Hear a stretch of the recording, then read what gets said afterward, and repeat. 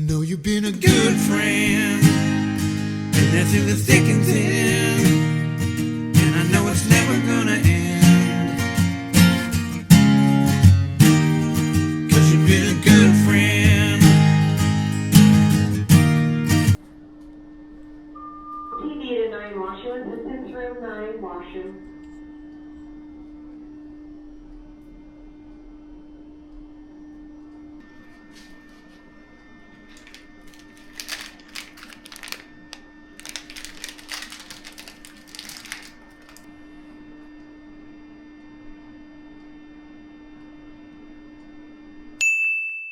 Good morning guys. Ayan, so kakatapos lang natin ang pagbabantay kay Daddy. Kasi tayo yung night shift. It's currently 8:59 in the morning. And yan, dumating na si Mama. Siya naman yung nagbabantay kay Daddy ngayon. And ako, uwi naman ako para matulog at magpahinga. So punta tayo sa may parking lot.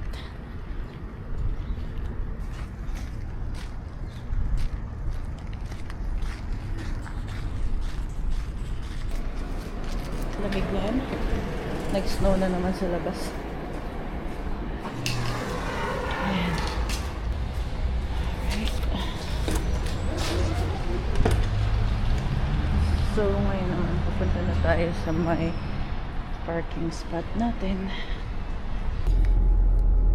Ayan, so nandito na tayo sa sasakyan, nagpapainit lang. Nag-snow kasi kagabi, kaya lumamig na naman siya. So, na-underestimate ko yung weather. It only showed about -2, -4 weather ngayong araw. I didn't actually see na magsusnow, kaya nagulat ako. Hindi ko na-anticipate na ganito. Pero, since it's winter, expected naman talaga na mag-iiba-iba yung weather. So, kasalanan ko rin naman. Ang lamig kasi sweater lang talaga suot natin. Pero, at least nasa na tayo, nagpapainit. Painitin ko lang to ng konti and then we'll drive home na. Ayun guys, so far ngayon inaantay lang natin yung surgery ni Daddy. Bale, ni-refer siya to surgery kasi nga kailangan nila munang tanggalin yung stones, yung kidney stones niya para daw mas kasi nabablock niya yung antibiotics. So hopefully after that everything's gonna go smoothly, although ang expected day ng procedure niya is today. However, wala pa talagang oras, wala pang binibigay na time or location or whatever.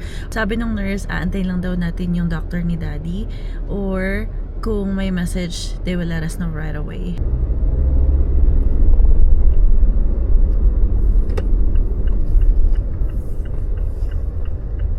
Guys, so far naman nakatulog tayo kagabi kasi 2 nights ago nag-provide na sila ng recliner guys. No, meron na tayong pwesto, no, medyo mas komportable at saka nakakaidlip na tayo ng mas maayos, mas komportable na kung sino yung magbabantay. And even in the morning, kasi dalawang block na upuan lang talaga yung nandun, diba? Nakita nyo dun sa isang vlog. Pero ngayon, yun na nga, meron ng reclining chair kung saan, kung gusto mo humiga, matulog, ganon, komportable ka na. Anyways, drive muna tayo, ha? Hey guys, ewan ko naririnig niyo ako kasi lakas ng hangin. Nag-walking kami ng aso ko. Yeah, super dami pa ng snow. Medyo matagal pa ito matutunaw, kaya malamig pa. Ganito yung normal and typical na hapon nila dito sa Canada. Kasi sobrang malakas yung snow pagdating ng December, January, Feb. Pero luckily today, medyo dry naman na siya. Ayan. Lake yan eh. Lake yan. Pero pag winter, nag-yellow yung buong area. Makulit yung aso natin guys. Diba, nanghihina. Anyhow, ilakad lang natin tong si Einstein. Einstein, say hi. Let's go. Grabe ang lamig. Okay yung lamig eh, kasi yung hangin, pag super humahangin, dun mas lalong sumasakit sa tenga kahit naka-bonnet na tayo. Kaya kung dito kayo sa Canada, or yung mga bago pa lang dun sa mga Einstein,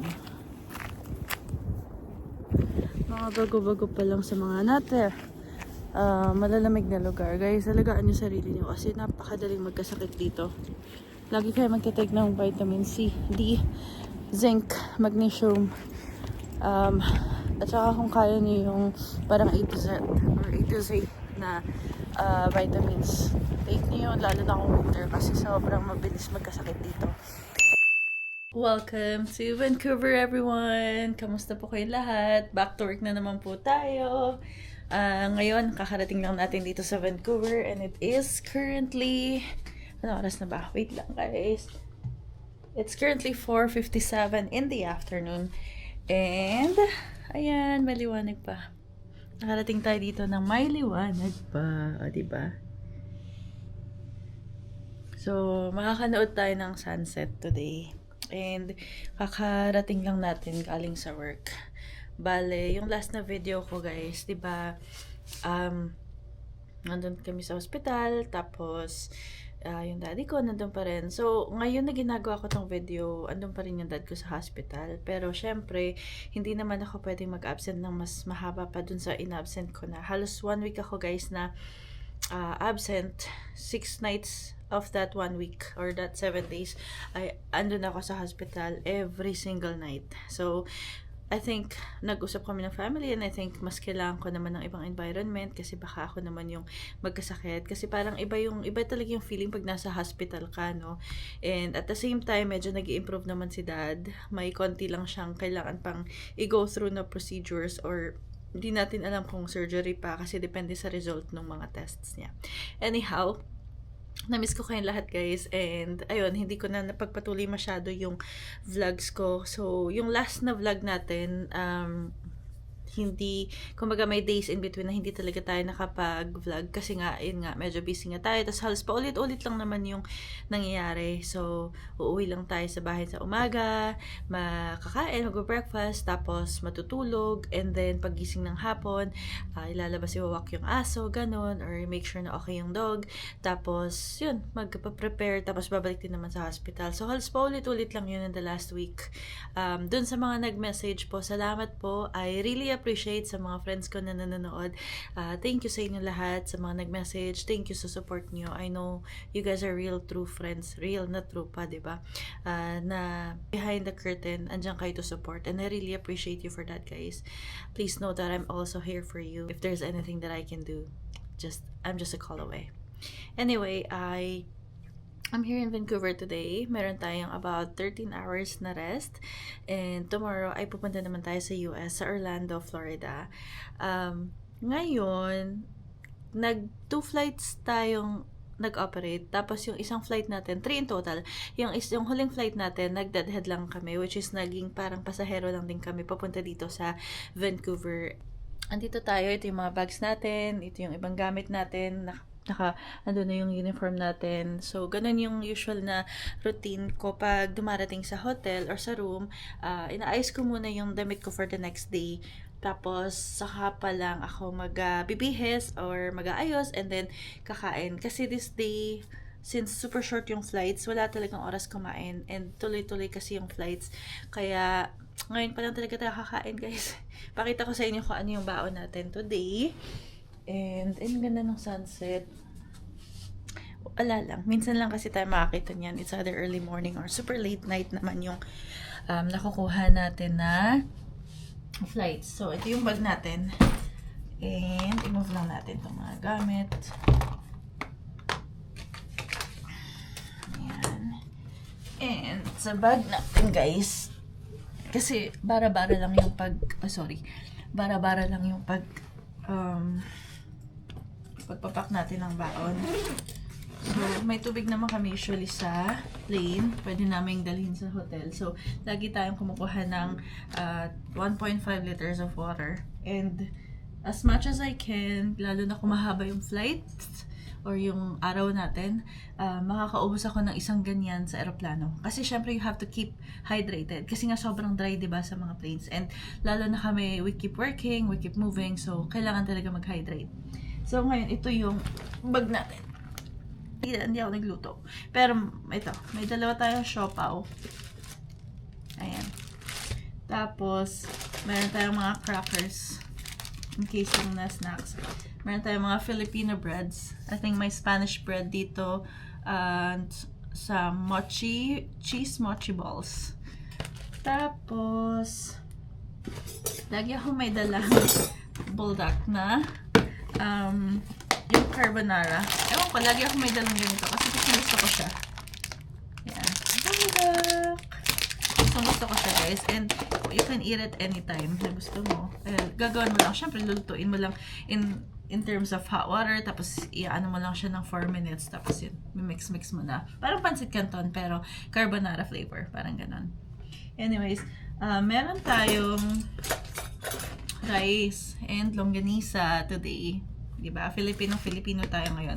Breakfast dapat to. Kaso, dahil nga tuloy-tuloy yung flights natin, ngayon na tayo palang makakain. Halos alas 5 na ng hapon dito. Ayan, 5:03 ng hapon. And, since oras na ng Vancouver, ng British Columbia, 1 hour behind tayo ngayon sa oras natin sa Calgary. So, sa Calgary, kung saan ako nakatira, it's currently 6:03 p.m. and dito 5:03 p.m. So, kahit na, since whole day tayong walang kain, super gutom pa rin. Tapos, ayun, meron tayong vitamins and yung coffee packs. Puro kape ko yan. Kasi syempre, araw-araw magkakape, gano'n. Tapos minsan, pag mahaba yung flight mo, gusto mo rin na mag-energize, kumbaga. Kasi syempre, kailangan mo rin magising, gano'n. Tapos, meron tayong isang banig ng gamot. Kasi nga, panahon na naman ng pagkakasakit. At saka yun nga, yung last few days, nasa hospital tayo, kaya parang feel ko kasi ako, once na nasa hospital ako, clinic ko nun, parang feel ko, yung utak ko nilalaro ako na parang, magkakasakit ka, ganun. And every morning na gumigising ako, para talaga ako may sakit. So, ayoko yung ganun. So, let's be ready. And then, meron tayong vitamin C. Galing to sa, ito yung vitamin C na sikat dun sa Korea, South Korea. Yun. Maganda naman siya. Malakas kasi isang tablet lang. Parang 1,000 mg na yata. Yeah, 1,000 mg isang tablet. Tapos, meron din tayong Sky Flakes. At saka, ayun na lang. Yung mga cutleries at saka soy sauce, chopsticks. Yan. Dala ko yung mga yan lagi. Meron din tayong mga tea. Dapat ito yun. Nahulog lang. And then, yung gamot ko sa eczema, kasi yung kamay ko guys, sobrang nagda-dry. Iba na yung sakit niya. And then, yun lang. Pakita ko sa inyo. Aran! Wala na siyang naman. So, yun lang yung dala ko ngayon. Wala talaga tayo masyadong heavy. Pero, yun nga, since bukas mag-US tayo, hindi ko sure kung kakainin ko ba muna lahat ng may meat dito or dadaling ko na lang. Pwede naman actually, you just have to declare it and they just need to make sure na galing ba yun sa Canada. Kasi yung kung hindi galing din nun kanila question. And yes, andito tayo sa Canada, andito tayo sa Vancouver. Pero pag pupunta tayong US dito kasi ang US Customs and Immigrations nila. So tuwing mga times na pupunta po kayong US galing Canada at dadaan kayo sa mga major airports katulad ng Calgary, Toronto, dito sa Vancouver, mga ganon. You have to go through US Customs and Immigrations para pagdating nyo po doon ay wala na kayong dadaanan. Kumbaga hindi na kayo magka-clear ng customs pa kasi nakapag-clear na kayo dito. Pre-clear na kayo dito sa Canada pa lang. Okay? Ayun, ayos ko lang to. And then, kakain tayo guys. Ang kakainin natin is yung rice kasi gusto ko nang kumain ng kanin with the longganisa. Painitin na lang muna natin yung food and then doon na lang tayo sa may nook. Doon sa corner doon. Yan, doon na lang tayo sa area ngayon. Okay. Painitin lang natin yung food. Tada! Ito na yung pagkain natin guys. So, kain muna tayo. Ang aking longganisa and rice. And, kumuha din tayo ng 0 na Coke. And then, ayan, yung water natin. So, yun muna yung dinner natin today. Kung kukulangin pa to, kakainin natin isang siopaw. Pero kung hindi, siguro okay na ako for the night. Maaga rin kasi tayo bukas. So, ayoko masyadong magpakabondat. Kasi, 5:30 yung shuttle namin. So, 5:30 in the morning yun ha. So, bali, dapat an hour and a half before that, gising na ako, diba? So, anong petsa na? Kailangan pa natin matulog. Anyways, kain muna tayo, guys. Cheers! Andito tayo ngayon sa Orlando, Florida. Na-decide namin ng isang kasamang crew na lumabas muna kumain. Tapos yung iba naming crew kasi na-reassign and yung isa nasa gym. So, ganun yung buhay dito. Kanya-kanya tayo ng gusto sa buhay and wala namang pilitan. So, kung sino lang yung may trip na magkakasabay, go for it. Kung bet nyo, yung pupuntahan nyo. Pero kung hindi, wala namang pilitan. So, ito, andito tayo ngayon sa hotel. Actually, it's weird kasi mainit dapat dito sa Florida. Pero medyo weird yung panahon ngayon and masyadong malamig sa ibang parts ng US. So, ang nangyayari nito, may konting lamig dito. It's actually sweater weather day. Kaya ito, buti nga may dala kami mga sweater kasi halos lahat ng tao dito ngayon naka-sweater. Which is weird kasi ang Florida is dapat pang mainit. Yung mga anong tawag dito? Yung mga pupunta sa mga Disney resorts, yung mga ganyan. Pero kita niyo naman, di ba? Ang ganda ng panahon, guys. Pero we have to wear a sweater. Anyways, hindi ko alam kung saan kami babagsak ngayon. Pero gusto lang namin ikutin itong resort and then, itong hotel. And then, hanap kami ng kakainan. And there's the cakes, sweet and tea. Sana.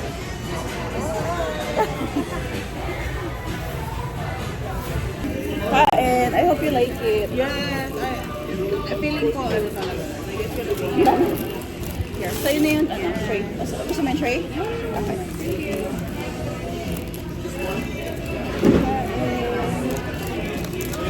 Where'd you first try this? Phoenix. Oh, Phoenix. Yeah. Sa Shark. Sa Nesta. Kasi ano yun wala talaga akong food. Tapos nagtatry ako maghanap ng chicken. Mahilig ako sa chicken. Me too. Tapos sabi ko, alam mo naman Popeyes naman or yung mga Chick-fil-A naman. Tapos nakita ko to, ito mismo, yung picture niya. Sabi ko, hindi ako mahilig sa white meat. Pero, I'm willing to try. So, ayun, I tried. Oh, the coleslaw is good. That's good. Thank you, Lord. Amen.